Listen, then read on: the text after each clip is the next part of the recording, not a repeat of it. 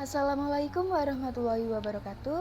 Perkenalkan, nama saya Elsa Nabela, NPM 19098, kelas F, Aplikasi Manajemen Terpadu. Pada kesempatan kali ini, saya akan mencoba menjelaskan tentang kasus dari PT Bulan Sabit mengenai manajemen manufaktur, manajemen persediaan, proses penjualan, dan juga pelaporan keuangan. Jadi, PT Bulan Sabit ini merupakan perusahaan yang bergerak di bidang industri makanan dan minuman atau food and beverage yang melakukan ekspansi bisnisnya ke 3 pulau besar di Indonesia. Yang pertama ada Sumatera, yang kedua Kalimantan, dan yang ketiga Sulawesi. Masing-masing cabang dipimpin oleh seorang general manager. General Manager tersebut diminta untuk memenuhi laporan perkembangan yang terjadi selama 3 bulan sejak perusahaan cabang berdiri. Jadi di sini saya memposisikan diri saya sebagai seorang General Manager dari PT Bulan Sabit. Tugas saya sebagai seorang General Manager yang pertama yaitu saya diminta untuk membuat manajemen manufaktur, dan yang kedua saya diminta untuk membuat manajemen persediaan minimal 20 barang. Ketiga, saya diminta untuk membuat siklus atau proses penjualan dengan transaksi tunai dan kredit. Dan yang terakhir, saya diminta untuk membuat laporan keuangan atas transaksi yang telah terjadi. Baik, yang pertama ada tahapan dari fungsi manufaktur. Tahapan yang pertama yaitu perencanaan produksi. Hal ini merupakan perencanaan strategi yang dilakukan oleh manajemen manufaktur atau perusahaan saat akan memproduksi barang atau jasa. Pada tahap ini biasanya digunakan untuk menentukan produk apa yang akan dibuat. Tahapan yang kedua yaitu pengaturan rute produksi. Pada tahap ini digunakan untuk mengatur rute produksi yang paling efisien untuk menghasilkan produk yang telah direncanakan pada tahap perencanaan produksi. Pada tahap ini yaitu mendaftar list bahan baku yang diperlukan. Tahapan yang ketiga yaitu pengelolaan anggaran. Pada tahapan ini biasanya dilakukan untuk memesan bahan baku apa saja yang akan dipesan. Tahapan yang keempat yaitu rencana produksi. Jadi, perencanaan produksi yang sudah dilakukan akan dijalankan pada tahapan rencana produksi ini. Hal ini dilakukan dengan koordinasi dari berbagai divisi yang terbaik dengan manufaktur. Pada tahap ini biasanya untuk mendata dalam inventory bahan baku yang sudah dipesan.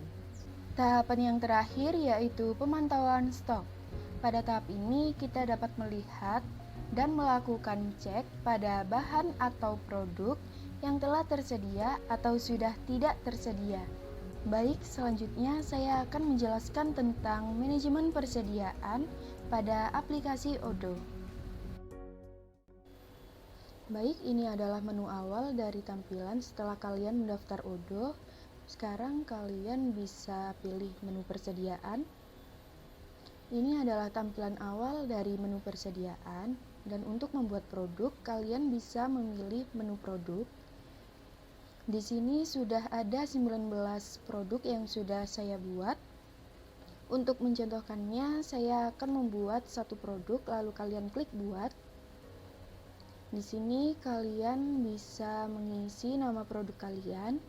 Saya mencoba memberi contoh yaitu produk beef kebabs.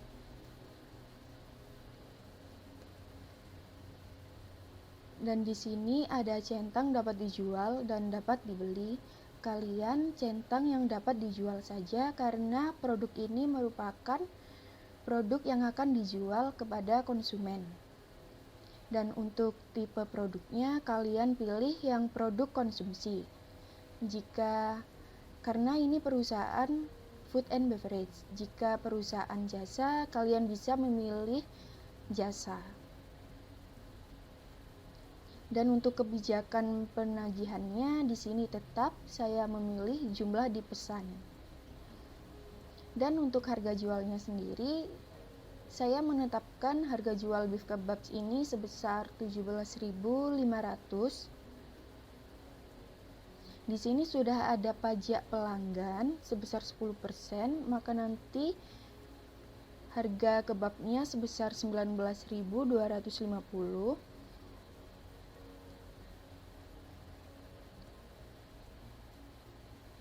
Dan di sini saya menentukan modal awal untuk membuat beef kebabs ini yaitu sebesar 12.000.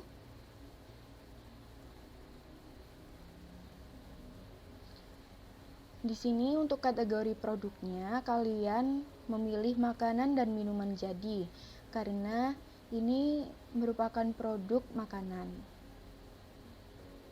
Kalian juga bisa menambahkan foto. Di sini bisa kalian klik pensil. Lalu kalian pilih gambar yang sesuai dengan produk kalian. Jika sudah selesai, kalian bisa klik simpan. Nah, setelah kalian buat produk tadi, maka akan muncul tampilan seperti ini. Ini adalah produk yang telah saya buat, yaitu bernama beef kebabs. Setelah itu kalian kembali ke menu produk. Di sini sudah ada 20 daftar produk yang telah siap untuk dijual kepada konsumen.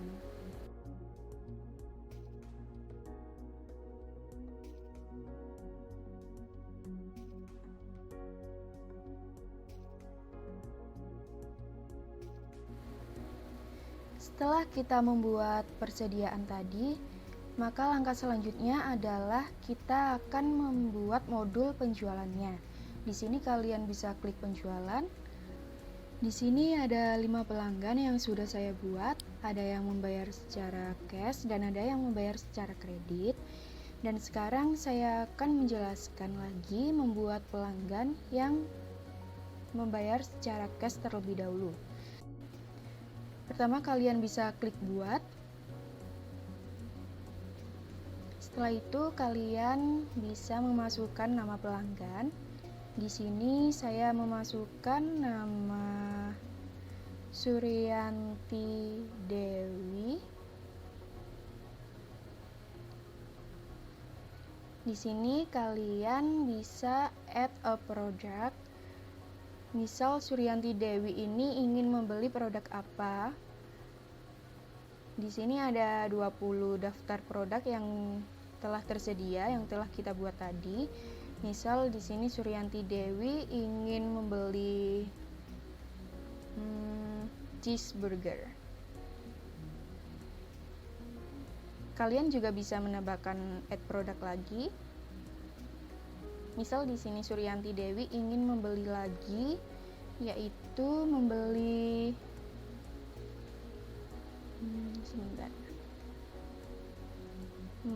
milkshake. Setelah itu kita tambahkan lagi Suryanti Dewi ingin membeli apa ya enaknya,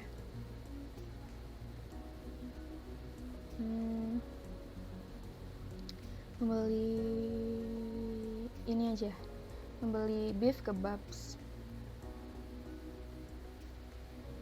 Setelah itu, setelah menentukan produk apa saja yang ingin dibeli, kalian menentukan expiration atau tanggal. Suryanti Dewi ini melakukan pembelian pada saat kapan, yaitu saya memilih tanggal 26. Dan untuk syarat pembayarannya, saya menetapkan Suryanti Dewi ini syarat pembayarannya yaitu kontan atau secara cash. Setelah sudah, kalian bisa klik simpan. Jika sudah tersimpan, maka akan muncul tampilan seperti ini. Setelah itu, kalian bisa klik confirm.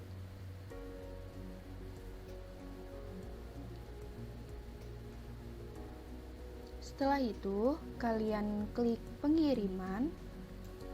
Setelah itu, kalian perlu memvalidasinya. Kalian klik validasi, lalu ini klik apply. Dan sekarang tampilannya sudah berstatus selesai. Setelah itu, kalian bisa kembali ke menu penawaran.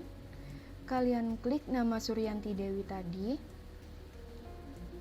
Setelah itu, kalian create invoice. Di sini kalian pilih yang regular invoice, lalu pilih create and view invoice. Setelah itu kalian harus mengkonfirmasinya, lalu klik konfirmasi. Setelah konfirmasi, kalian rekam pembayaran.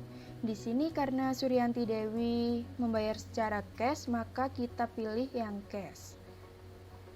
Dan untuk jumlahnya sebesar 59.950.000 dan tanggal pembayarannya tanggal 26. Kalau sudah selesai, kalian pilih create payment, maka akan muncul tampilan in payment. Ini tandanya Suryanti Dewi sudah melakukan pembayaran.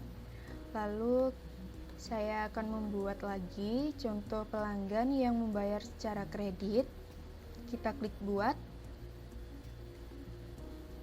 lalu kita masukkan nama pelanggan. Di sini kita mengisi nama pelanggan, yaitu misal namanya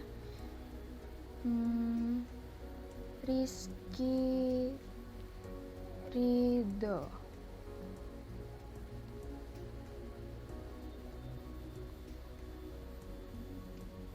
Setelah itu kalian add a product.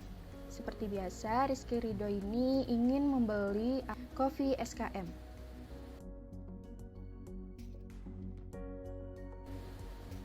Lalu Rizky Ridho ingin membeli lagi, yaitu membeli fried fries. Setelah itu kalian menentukan expiration atau tanggal pemesanannya, yaitu tanggal 26. Dan untuk syarat pembayarannya, karena Rizky Ridho ini membayar secara kredit, maka saya akan memilih 15 hari. Di sini kalian terserah bisa memilih 21 hari, 30 hari untuk menentukan jatuh tempo pembayarannya. Jika sudah selesai, maka kalian klik simpan.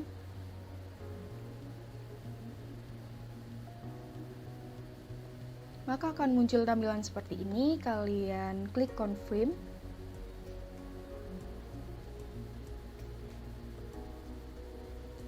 Setelah itu kalian bisa klik pengiriman. Lalu kalian harus memvalidasinya. Lalu klik apply. Setelah itu maka akan berstatus selesai.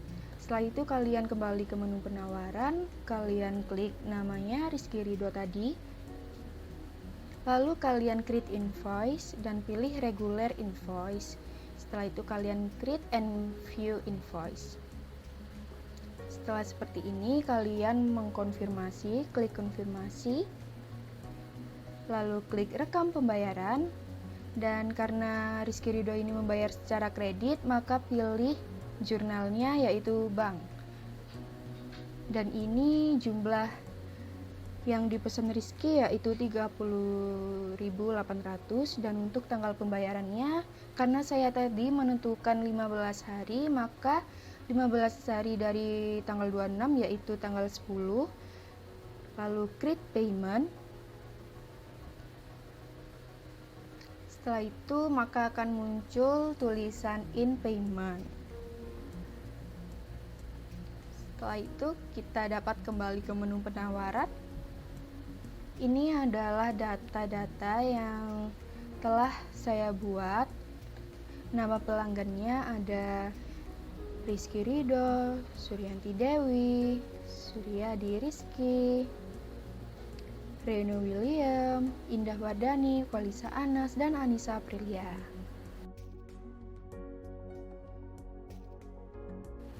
Setelah membuat modul penjualan tadi, kalian bisa memilih akuntansi untuk melihat pelaporan keuangannya.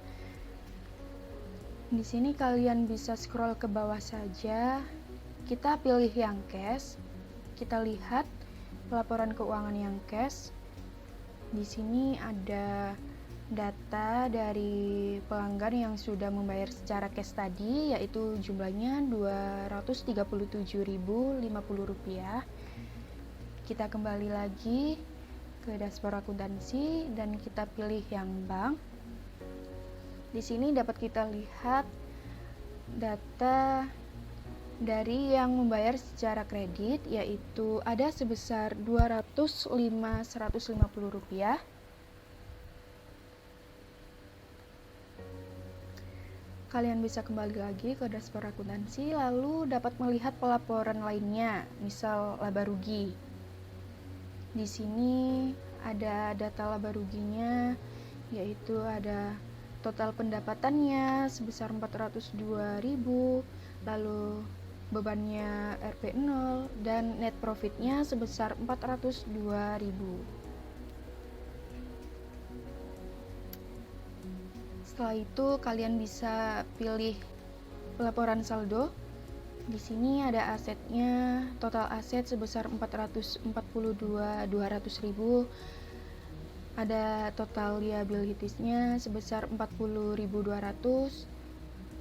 Ada equity sebesar 402.000 dan liabilities ditambah equity, maka hasilnya 442.200.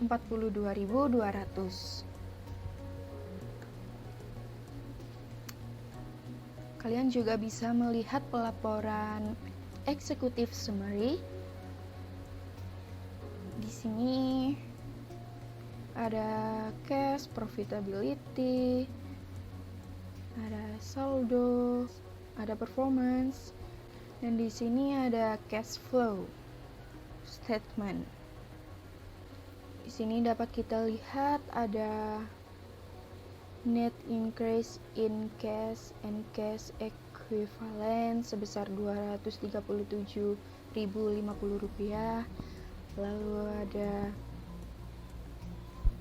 cash flow sebesar Rp237.050. Lalu ada cash and cash equivalent closing itu sebesar Rp237.050. Setelah itu kalian bisa melihat data buku besar umum. Di sini dapat kita lihat ada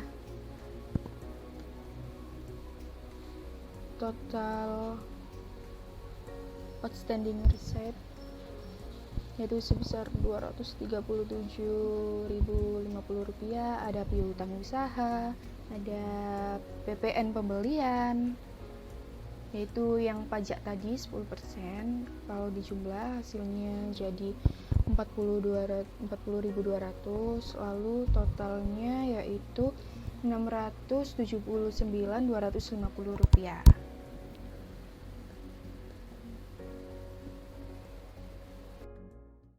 Baik, sekian penjelasan dari saya mengenai manajemen manufaktur, manajemen persediaan, modul penjualan, dan juga pelaporan keuangannya. Terima kasih atas perhatiannya. Semoga video ini dapat bermanfaat bagi kalian.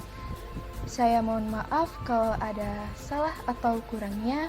Wassalamualaikum warahmatullahi wabarakatuh.